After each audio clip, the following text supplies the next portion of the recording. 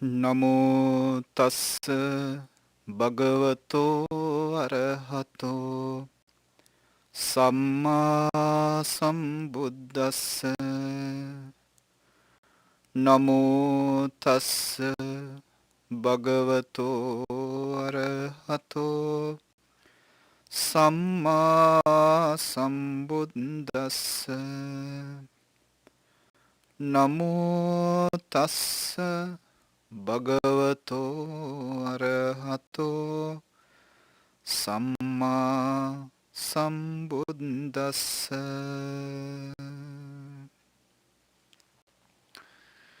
Venerable Chief Naikahanduru, Venerable Sir, friends and children in the Dhamma, welcome for our Saturday regular Dhamma talk. We are continuing the series of Dhamma talks based on the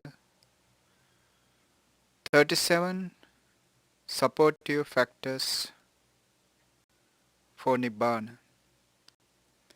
We are in the midst of explaining Satta Bojjhanga Dhamma, the 7 enlightenment factors, or the 7 factors for awakening. Last week we explained the first 3 factors: Sati Sambojjhanga, enlightenment factor of mindfulness, awareness; Dhamma Vichaya Sambojjhanga, enlightenment factor of investigation of phenomena; Viriya Sambojjhanga, enlightenment factor of effort. Today there are 4 factors to be explained to complete these 7 factors of awakening. As I pointed out in the last week talk, that these 7 factors are connected with each other, supporting each other, and all these factors are part of our spiritual development called meditation. The fulfillment of meditation is to be expected with the practice of these 7 factors. So, the third factor, virya, the energy to practice meditation, to begin the meditation, which is arambha dhatu, to continue its practice on regular basis, nikkama dhatu,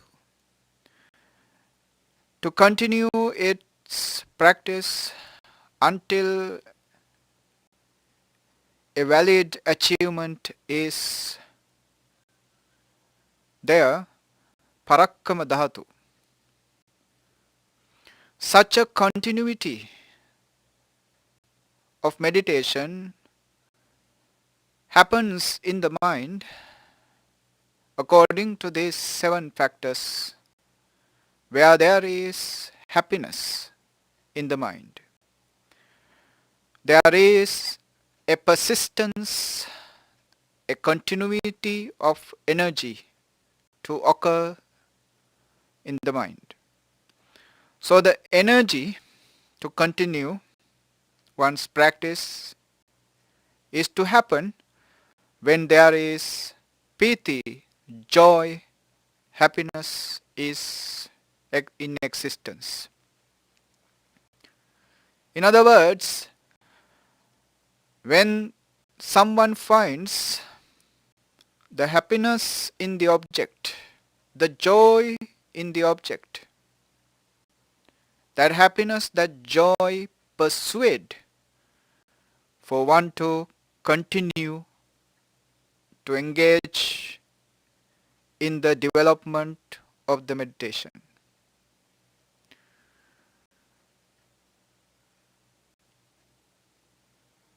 The first jhana, first absorption that arises in a meditator's mind is explained as vitakka, vichara, piti, sukha, ekaggata, sahita, patamajjhana.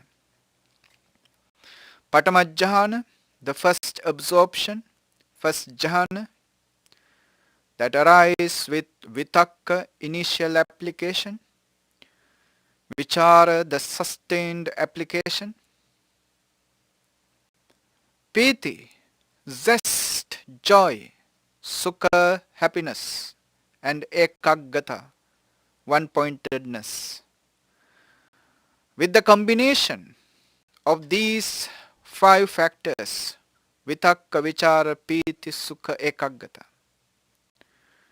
the first jhana arises. So the piti, to find the delight, find the joy in the object of meditation, this is crucial for the development of one's practice, for the continuity of one's practice. Energy, virya, the effort to maintain in a gradual progress, in a gradual development, occurs once the meditator finds the happiness in the object. So piti is a significant and important factor of enlightenment.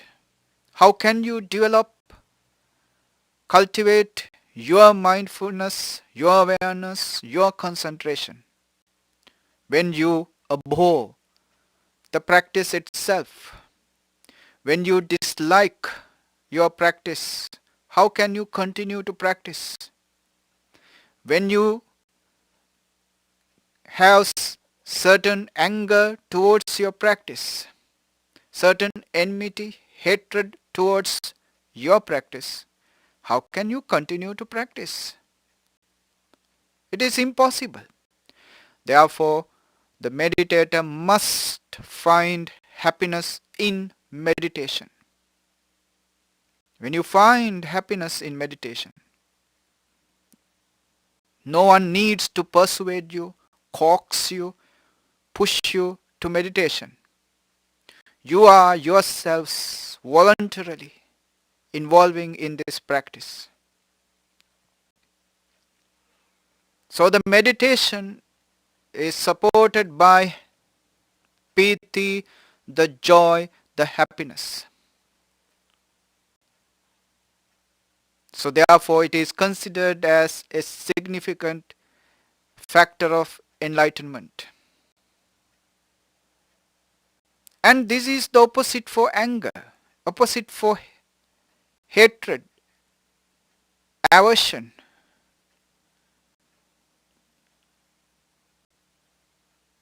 To destroy the aversion towards the practice happens as the piti, the joy, arise on it.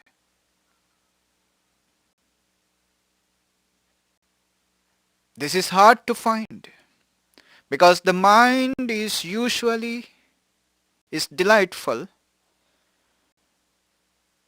when it is hanging on the delightful objects. When the mind is allowed to think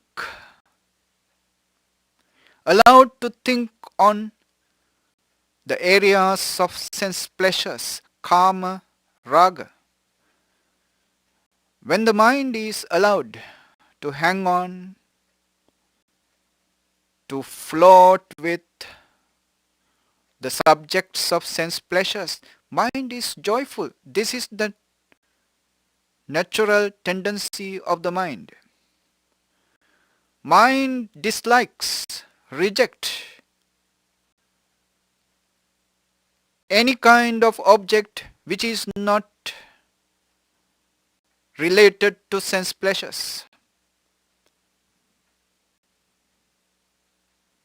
So this is a complete opposite to the natural tendency of the mind. This is to generate a joy on such an object which is not related to sense pleasures, which is almost neutral, which is almost impossible to create any attachment, likes, pleasure. An object like breathing, an object like the Buddha image,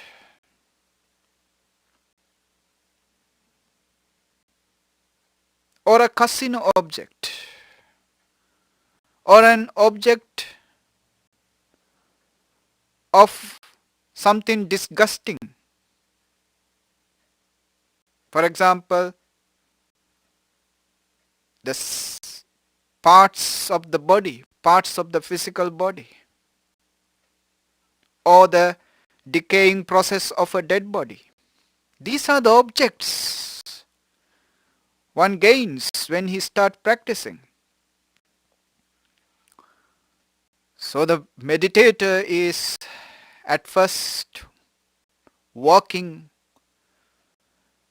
hard, persuading himself, pushing himself to linger upon, to hang around a kind of object which is naturally rejected by the mind, disliked by the mind. So the mind will struggle with anger, with hatred towards that object. So the mind will generate all sorts of hindrances for the meditator not to meditate. Therefore he has to struggle hard at first. But once the mind gradually, little by little, get connected, little by little, create a joy on that object that he selected, that the mind has placed upon, that the meditator is pushing on. That mind, once it found a joy in that object, then the journey ahead would be not so difficult, would be not so hard. The journey towards the enlightenment would be faster. So the finding the joy in the meditation is what is meant here by piti sambojjhanga. Piti sambojjhanga, the enlightenment factor of piti, the joy. The next enlightenment factor is pasaddhi. When the joy arises in the object, then comes the tranquility of the mind and mental factors. Tranquility. Not only mind and mental factors, but also in the physical body. You have to sit long hours in a singular posture without moving. Therefore the body is bound to be fatigued, troubled, disturbed, tired by the practice. But with the support of the joy that he found on the object, there arises a tranquility in the mind and mental factors. That tranquility in the mind and mental factors in turn support the physical body to be calm, to be quiet. That physical fatigue is gone with that tranquility. The tiredness, the laziness in the body is gone with that tranquility. So naturally the meditator would be physically well, healthy. Though he may not receive, sometimes he may not receive healthy food, enough ample food for his body, yet physically he is not ill, physically he is strong. After the enlightenment, the legend says that Lord Buddha spent 49 days, it means 7 weeks, under and in the vicinity of the Bodhi tree. He spent 7 weeks without any kind of food.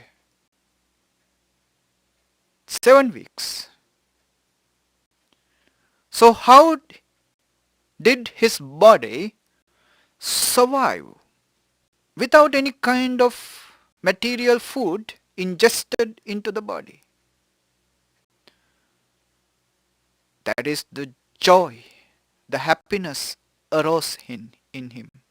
The infinite happiness with his enlightenment.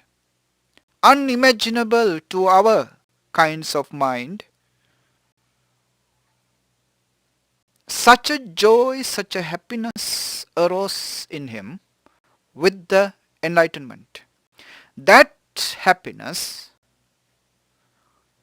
assisted the body to survive without food. Peti bakha bhavisama deva abhasara yata. Later, in one of his discourses, Buddha says, we live like the divine beings in the Abhasara Brahmaloka.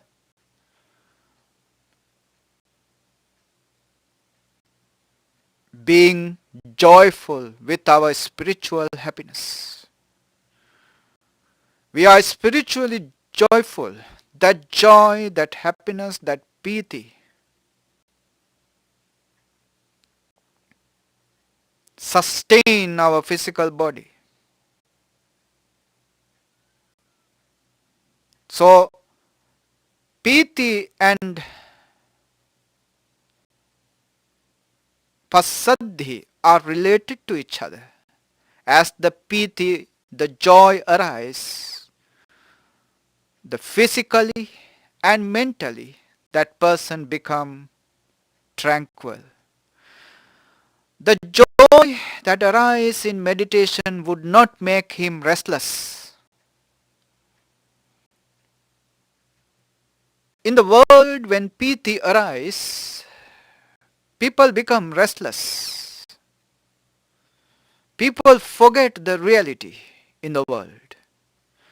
People forget the actual situation in the world. They become restless. They become uncontrolled with that piti. That is the worldly piti with the worldly mundane gainings. But when piti arises as a result of meditation, that piti subside the physical fatigue, physical tiredness, physical weaknesses, and soothe this entire life with its psychology, with its psyche and the physicality. The name and form, nama rupa, is in absolute calmness, quietness. When that arises, it is a factor of enlightenment, a supportive factor for him to tread on, walk on the path of Nibbana. So therefore it is called the enlightenment factor of Passaddhi, tranquility. As I said, Passaddhi is twofold, as Kaya Passaddhi and Chitta Passaddhi. Kaya doesn't mean that it is physical, it is the mental body. Chitta is consciousness or the mind. Mind and mental factors are tranquilized, calmed, and that calmness in the mind and mental factors support the physical, corporeal tranquility. Then the whole life, the entire life is calm and tranquil. This is the enlightenment factor of Passaddhi.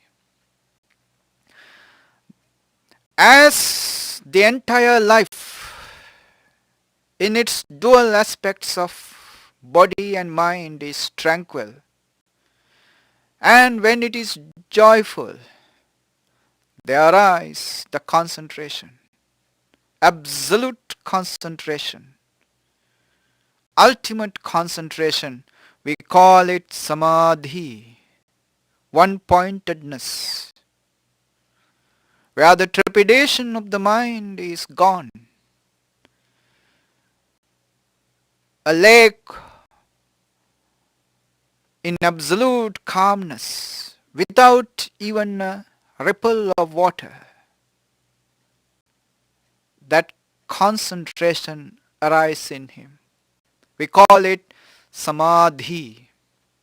Another term for samadhi is samatha. Both signify same idea, that it is calm, it is quiet. Not even a single thought arises other than the object. If it is breathing, the object is, for him, nothing exists other than that breathing. Even he is not there. So there is nothing to talk about the rest of the world. Even he is not there. Only the incoming, outgoing breathing. Only that incoming and outgoing of the breathing exists for him.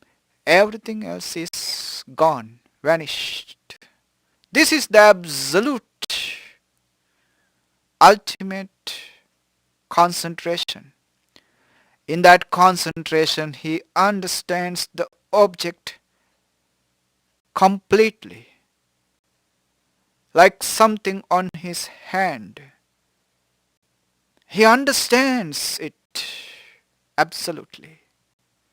Now that concentration is to be developed in a gradual progress. It is two form, rupa vachara. In Pali we called it, in English we called it fine material jhanas, absorptions, fine material absorptions.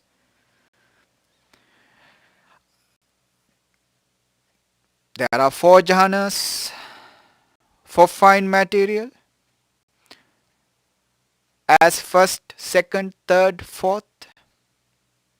First jhana is vitakka vichara piti sukha ekaggata sahita patama jhana.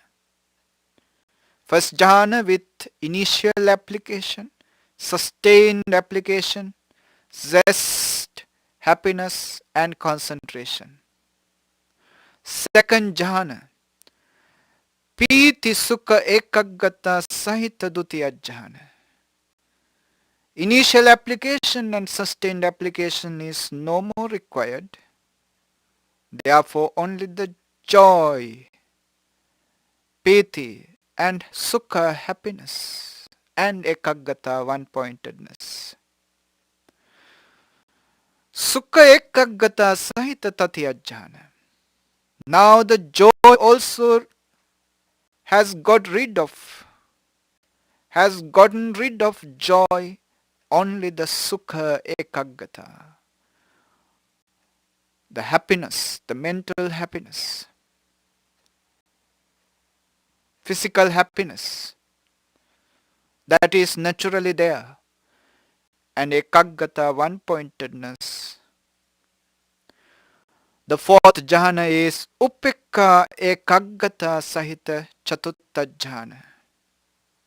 Ultimately, he understands that joy, physical and mental, are also temporary, impermanent.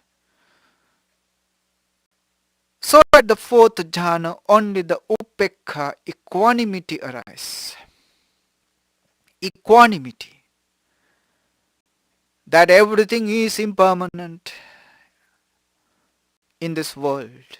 Nothing to adhere to, nothing to cling to, nothing to be attached. Must be impartial, must be equanimous, must maintain the equilibrium at everything. Upekkha ekaggata, only the concentration and equanimity at the fourth jhana. At this level, all the byproducts of concentration arise, that he can read others' minds, he can walk on the sky, he can appear and disappear, he can hear the sounds that are near and far, he can see which are near and far, gross and subtle. All the psychological powers arise at that stage of fourth jhana. A meditator may develop beyond that. Beyond this is the arupavachara, immaterial jhanas. Beyond the form is formless.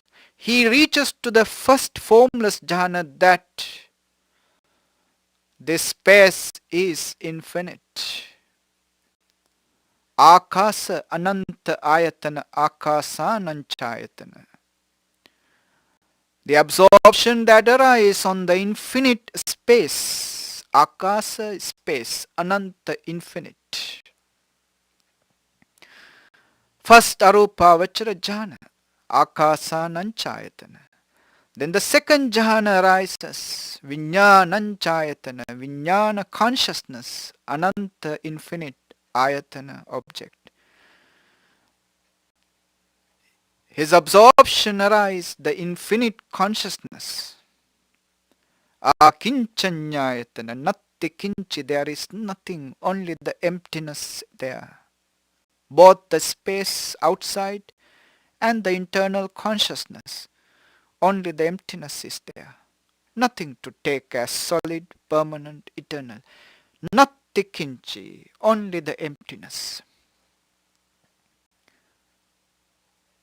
Based on this object of natti kinchi, there is nothing. Akinchanyayatana arise. Third absorption on the formless jhana, arupavachara jhana.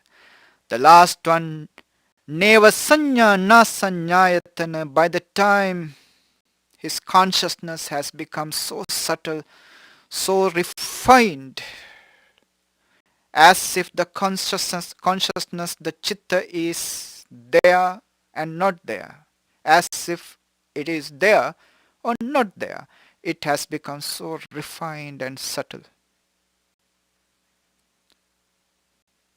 So the perception, which is the beginning of consciousness, as if it is there or not there, neva sanya, neither perception, neva sanya na sanya, neither know of the perception is the object at that point as the formless jhana. These are the jhanas that arise when he is continuously practicing on the concentration, the samadhi. But this samadhi, remember, is supported by the former factors. This samadhi will not happen if there is no development of former Bojjhanga Dhammas, former enlightenment factors. And then there comes Opeca Equanimity, the last enlightenment factor. Upekkha. Ikkati means seeing impartially. Why meditator starts seeing impartially? No attachment, no aversion, no love, no hatred. Everything is impermanent. Everything is bound to change moment to moment, including oneself and the rest of the world. This fathom-long body and the rest of the world is in one singular nature, which is changing, which is momentary, momentarily arising, vanishing, arising, vanishing. Nothing to hold on to, nothing to be attached. A meditator with his personal experience, he observed this, and there arises a personal wisdom within him. That personal wisdom grants him a certain perspective towards the world. That perspective is everything is changing. Not knowledge borrowed, but a knowledge arisen within him. A knowledge which is arisen with his own experiential wisdom, with its own experience through meditative observations. This knowledge has arisen in him, and that knowledge has generated such a perspective in him that he observes everything as impermanent, as changing. Such a mind is bound to attain liberation. Such a consciousness has no attachment to the world anymore. Such a consciousness is moving towards the enlightenment. So these 7 enlightenment factors, Satta, Bojjhanga, Dhammas,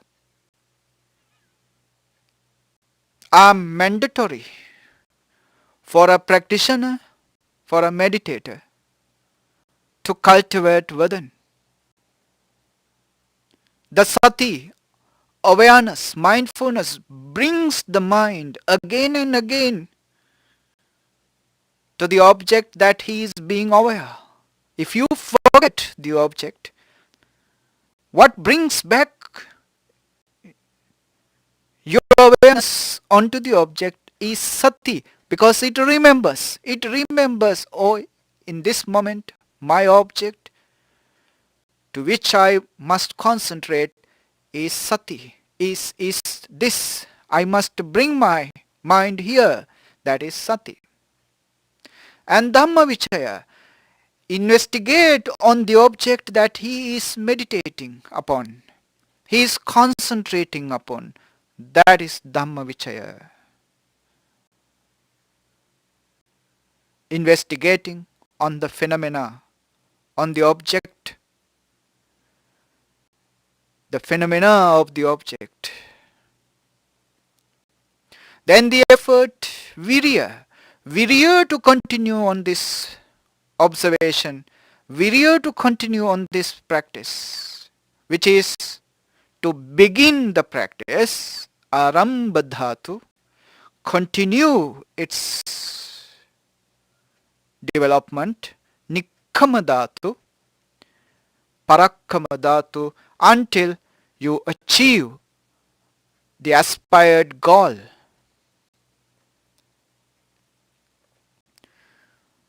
You have to maintain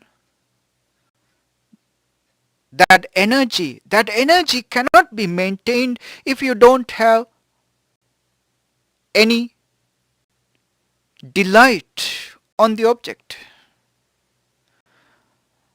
Generating that delight on the object, which is opposite to the areas of sense pleasures.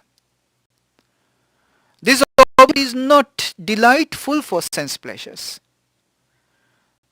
So our attachment to sense pleasures abhor, dislike this delight, this object. So generating a delight is so difficult. But with the persistence on the practice, one is capable of generating that delight. Once it is delight, effort is easier. Once the delight is generated, then the mind is calm. Because the mind is not disturbed with the rejection of the desired food for the mind. The food for the mind are the thoughts. These thoughts are based on sense pleasures. And now the food for the mind is being rejected. The mind is in hunger. It needs food. So the mind is agitated, restless, tired, in hunger, in that fasting situation. The fatigueness, the tiredness of the mind is shown, reflected upon the body. The body is tired and weak in meditation because the mind is tired. But once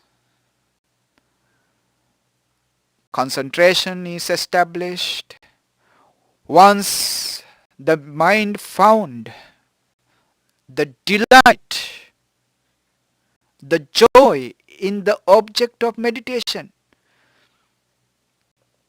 then that mind is calm. That mind is quiet.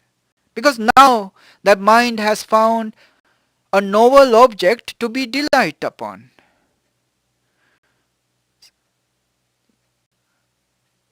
So the mind is calm now, quiet now. Pasaddhi, serenity is there. With that pasaddhi, the body is, feverish of the body is gone. Mind is calm, serene. Body is calm and serene. When the mind is calm and serene, it is balanced with the body. In that balanced state of mind and body, samadhi, concentration arises. Concentration becomes sharper and sharper, it becomes deeper and deeper, it becomes stronger and stronger. And then balancing all these states without letting the energy to become hyper and concentration to become stronger than energy. If the concentration samadhi becomes stronger than energy, what happened? Laziness, sleepiness starts dominating, starts arising. You become sleepy because your energy is weaker, concentration is stronger. And if your energy is stronger, concentration is weaker, then you are hyper, then you are restless. So the energy and concentration is balanced with the development of Opeca Equanimity. So these 7 factors of enlightenment, the Satta Bojjhanga Dhammas, Sati Sambojjhanga, Dhamma Vichaya Sambojjhanga, Virya Sambojjhanga, Piti Sambojjhanga, Passaddi Sambojjhanga, Samadhi Sambojjhanga, Upekha Sambojjhanga. These are the enlightenment factors that support, that helps one to develop on his spiritual path, spiritual cultivation for enlightenment. When we look at them, we can see very clearly that each factor is supporting the other factors to arise. And none of these factors will become strong enough for enlightenment without the support of the other factors. And they have different functions. For example, sati is to remember the object of meditation, to bring back your mind to the object of meditation. Dhamma Vichaya, to investigate on the object so you are not blind, you are not ignorant about the object of meditation, you know exactly what it is you are doing. That is the function of Dhamma Vichaya, investigation of the phenomena. Virya, energy, support to continue without giving up. Support the persistence on the practice. Piti, generate the delight in the practice. Passaddi, calm down the mind and body.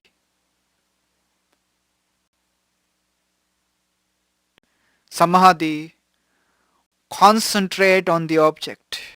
Upekha, balance all these factors and maintain them in the moderate sense. Especially Opeca Equanimity helps here in this context to balance the energy, virya and concentration. Because if any of them, if one of them becomes greater than the other, then you are distracted, diverted away from the object of enlightenment. I think you have a clear picture on the enlightenment factors. So we will meet again next week, Saturday, same time, 6 to 7, with a new topic related to these 37 Bodhipakkhiya Dhamma, Bodhipakshiya Dharmas, the Dhammas on the side of enlightenment, which is the middle path or the Eightfold Noble Path. Eightfold Noble Path will be our topic for the next week Dhamma talk. Please join with us, New Jersey Buddhist Vihara, under the guidance of Venerable Naika Hamduro. We are organizing these talks for the benefit of yours, for the benefit of our devotees, as well as the rest of the people who are interested in these Dhamma talks. Please feel free to join with us and share this message with others so that others will be benefited with these Dhamma talks. Dhamma sharing is the greatest sharing, giving gift in the world.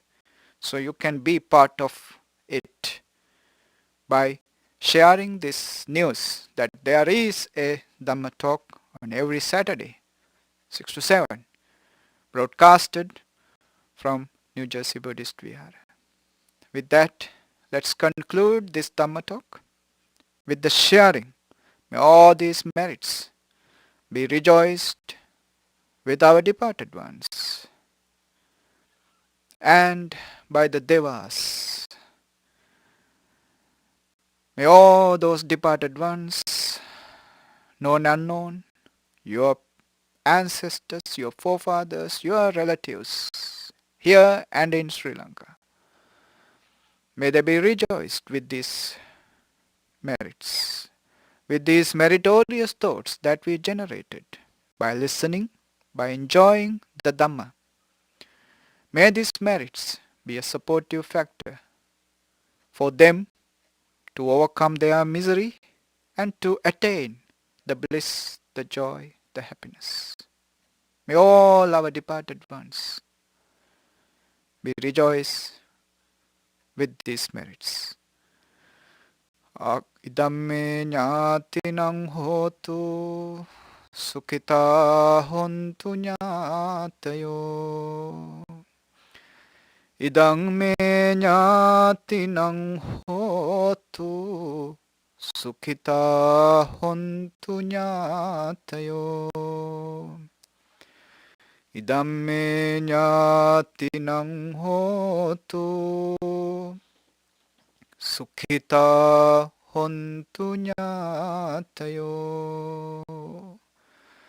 Akasatta ca bummatta devanaga mahiddika punyantang anumoditva chirang rakkantu lokasasanam.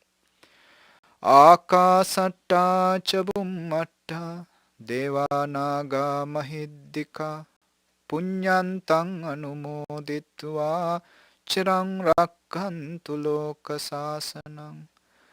Akasatta ca bummatta devanaga mahiddika punyantang anumoditva chirang rakkantu lokasasanam. May these merits help us, bless us with the final liberation of Nibbana. A blessing for you. Dukkharoga bhayavera soka sabbe upadava anekāntarāya pi vinasantu ca tejasa jaya siddhi danang labhang sotti bhagyang sukam balang siriya yuca vanno ca bhogang uddhi ca yasava satavassa ca ayu ca jiva siddhi bhavantu te ayurārogya sampatti sagga sampatti mevaca ato nibbāna sampatti iminate samijjatu. Sadhu, sadhu, sadhu.